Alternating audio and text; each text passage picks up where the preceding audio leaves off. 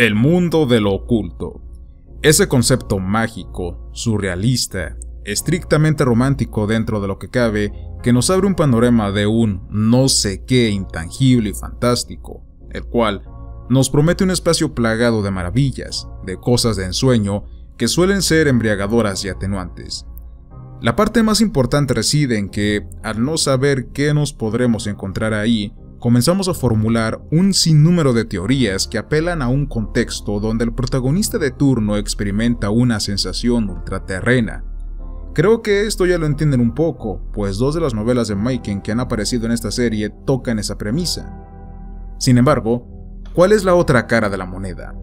¿Qué sucede cuando lo blanco se torna negro? O dicho de otra forma, cuando nunca existió lo blanco y lo que conocemos son historias que se han distorsionado a lo largo de los siglos.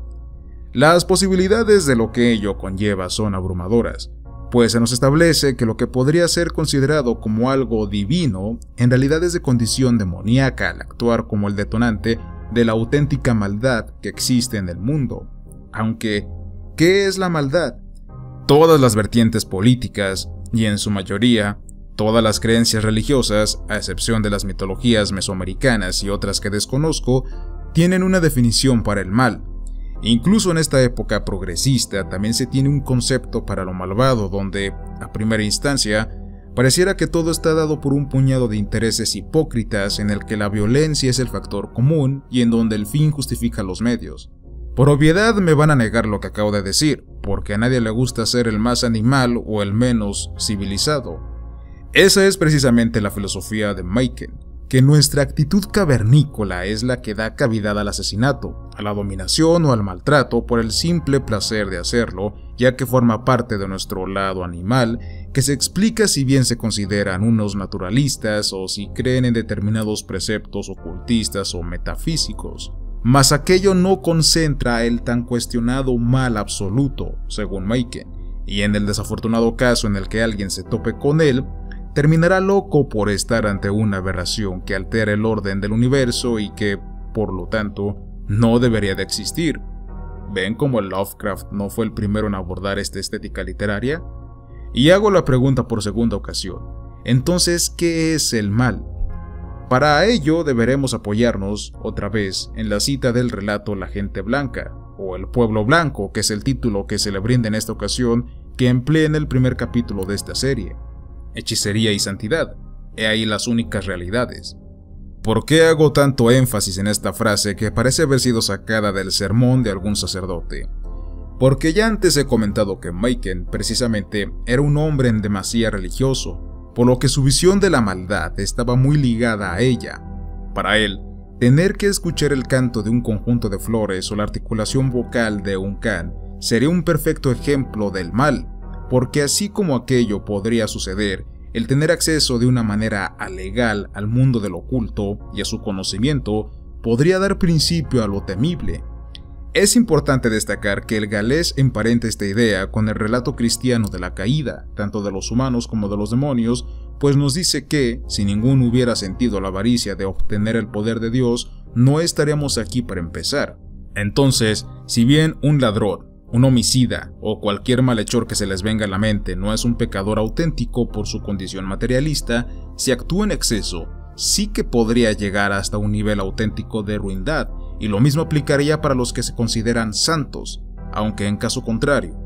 Por ende, no intenten llegar de una forma poco noble a la iluminación, de lo contrario, la pasarán muy mal. Al final, ¿no es la conciencia la madre de todos los horrores? Hechicería y santidad, superstición y ciencia, magia y fe. No me considero un maestro ocultista ni nada por el estilo, pero sí entiendo que estas cuatro cosas, en esencia, son lo mismo, y Machen también lo asimilaba, porque de nada sirve conocer algo si no se comprende. Si bien el gran dios Pan y otros relatos de terror sobrenatural puede que contenga lo más representativo del autor, al mismo tiempo, creo que comprende sus narrativas más complejas, pues las premisas no son simplemente los resultados de un experimento que sale mal, de una niñera irresponsable o de unos duendes tribales. Tenemos un libro que intenta demostrar que lo que vemos no es lo que aparenta ser y que la curiosidad, corrupta por nuestra bestialidad, nos conduce a lo aborrecible. Creo que el videojuego de Bloodborne tiene más cosas de Maiken que de Lovecraft, ahora que lo pienso. Me es imposible decir sobre qué narrativas recomendarles sobre este libro, ya que todas me parecen estupendas. No por nada es uno de los volúmenes más solicitados a Valdemar para su reedición. En total son 14 historias de auténtica locura con una extensión ciertamente considerable, y ya se me fue bastante tiempo intentando abordar en esencia el tema del pueblo blanco, por lo que además de ese relato, les hablaré de otros 4 que me han parecido geniales. Tengo que decir que el único fallo de este libro es que es bastante probable que a la larga recordemos nuestras preferencias por encima del resto de los cuentos, aunque vuelvo a repetir, todos son excelentes. Antes de comenzar con el conteo, quisiera recalcar que en el Club de Diógenes existe una versión reducida con 4 historias.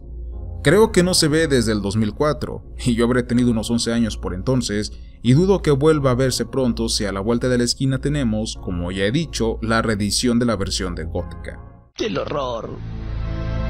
¡El horror! ¡El horror! Empecemos por la novela corta que da título al libro, El Gran Dios Pan. Hablar de esta premisa no es tan sencillo. Contrario a lo que se puede llegar a pensar, aquí Pan no es del todo la deidad clásica de la fertilidad. Hablamos de un estado de lucidez, de un nivel de existencia que los seres humanos pueden llegar a alcanzar por medio de determinados métodos.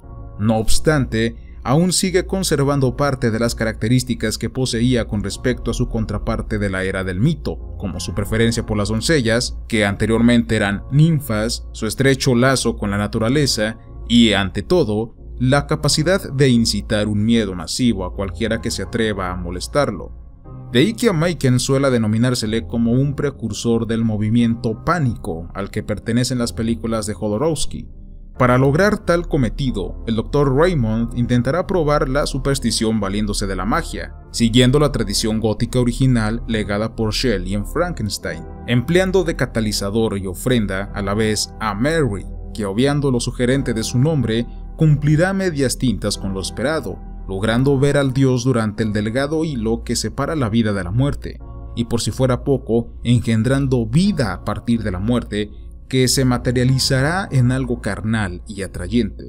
Clark, el colega de Raymond, atestigua los hechos, y por azares torcidos del destino, Byers y Austin, los verdaderos protagonistas, se mirarán envueltos en el asunto tratando de descifrar un misterio relacionado con una tal Helen, misterio que ni Sherlock Holmes o el padre Brown habrían podido resolver. Si me lo preguntan, creo que el Gran Dios Pan nos brinda una cátedra de cómo se debe realizar una narrativa detectivesca de porte sobrenatural sin caer en ciertos malos hábitos que tiene Carnacki o solventando aspectos que le faltaron a John Silence. ¿Y saben en qué se basa todo? En que aquí sí está presente un verdadero misterio que más que intrigarnos, nos hace sentir terror. Un cuento espeluznante es sin duda el de La Luz Interior, o La Luz Más Recóndita, si lo leen en el tomo de La Casa de las Almas de Perla Ediciones, que nos plantea el hecho de lo que podría sucederle a una persona si no tuviese un alma, y como tal, describirnos con lujo de detalle las características de tal abstracción espiritual. Al igual que en el caso anterior, aunque posiblemente menos intenso, seremos parte de otro misterio propio de los relatos policíacos que también tendrá un final aterrador con una declaración hecha de puño y letra de otro científico loco que, movido por su curiosidad, será el responsable de una muerte despiadada con tal de obtener el tesoro del conocimiento. Una premisa muy ingeniosa propia de Chesterton, sobre todo en la parte que hace alusión a un papel arrugado. En la novela del polvo blanco, o únicamente El polvo blanco, que es como viene en mi edición, sabremos la historia de Francis y su hermana, que si mi propia hermana leyera este relato, podría sentirse identificada con la narradora, ya que independientemente de que el protagonista se llame igual que yo, es un recluso del conocimiento, especialmente del jurídico. También lo es de los libros en general, y pasa la mayor parte del tiempo cultivando su cerebro con lecturas de todo tipo, aborreciendo el tan indispensable contacto humano. A diferencia de mi tocayo, yo comprendo que todo en extremo es malo, brindándome pequeños recesos de mi actividad para salir a dar clases, cuando podía, o para buscar comida, y cuando Francis se mira privado de esto, cae presa de una dolencia que le exige una consulta del médico de la familia.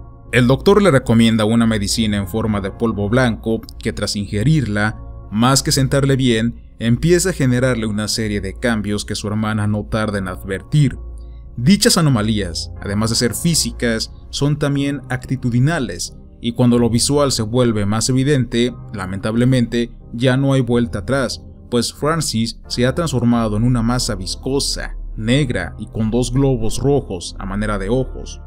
Todo recae en el dichoso polvo que no era normal en lo absoluto, ya que en la antigüedad formaba parte del conjunto de elementos que las brujas y hechiceros utilizaban para elevar sus artes arcanas y sobre todo para potenciar lo que se conoce como magia sexual, la energía primordial del universo de la que parten todas las cosas. ¿Pero qué diablos les estoy diciendo? Ya he recalcado que yo no soy un maestro ocultista, aunque sí un maestro de matemáticas. Simplemente soy un hombre de ciencia. Pero ya en serio, por relatos como este es por el que Machen sufrió gran parte de la dura crítica que lo acompañó por mucho tiempo, diciendo que la monstruosidad en la que se transformó Francis, o el polvo blanco, hacían alusión al semen, lo cual no tiene sentido porque el semen ni es un polvo ni es de color negro, digo, a menos que la persona padezca de una enfermedad. Eso es sin duda una ridiculez. No desprecien una gran obra de terror y misterio por comentarios como ese. Si puedo nombrar otra obra que le trajo muchos problemas a Machen, creo que esa sería la del Pueblo Blanco, donde además de explicarnos el origen del mal que fue objeto del debate al comienzo de este vídeo, cabe añadir que es considerado como el mejor relato de terror moderno, o tal vez el mejor de todo el subgénero. Partiendo de un debate teológico al más puro estilo de las premisas metafísicas de las historias de Erchman Chatrian, en la segunda parte de la narración, el tema se tornará un poco más infantil, debido a que los sucesos los cuenta una niña desde su perspectiva, la cual observa y experimenta ese contacto del mundo del oculto, pero de una forma más inocente, lo que al mismo tiempo podría ser un reflejo de nuestra propia inmadurez ante tal premisa. Por supuesto que lo abominable se atenúa al deformarse y deja a simple vista una serie de sucesos que alteran la realidad. Machen ha optado por la fantasía tradicional, descartando completamente los temas tecnológicos y científicos.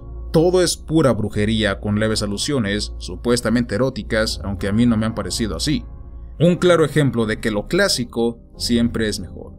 Y por si pensaban que Lovecraft fue un innovador con respecto a incluir el tema de las razas antiguas que tienen extraños ritos, es porque seguramente no han leído el estupendo cuento de la pirámide resplandeciente, en el que 2 hombres viven una terrorífica aventura en donde son testigos de un horrendo sacrificio por parte de una tribu de duendes en torno a un ceremonial con forma de, pirámide. Creo que mis palabras no pueden expresar la experiencia de tensión que cada uno podría experimentar de manera particular. Léanlo cuando tengan la oportunidad. En definitiva, lo único que puedo decir con respecto al gran dios Pan y otros relatos de terror sobrenatural es que es el mejor libro de terror que me he leído, así como Hyperborea y Sophie, que son los mejores en el ramo de lo fantástico. Creo que difícilmente cualquier otro escritor va a poder superar lo que Arthur Machen logró con todas estas historias. Decir que Poe, Lovecraft o Stephen King están por encima de alguna de las 14 narrativas de este tomo es una sucia blasfemia, pues estas despiden un auténtico terror, tan auténtico que solo un alma sensible y temerosa, un verdadero amante de la literatura, es capaz de concebir.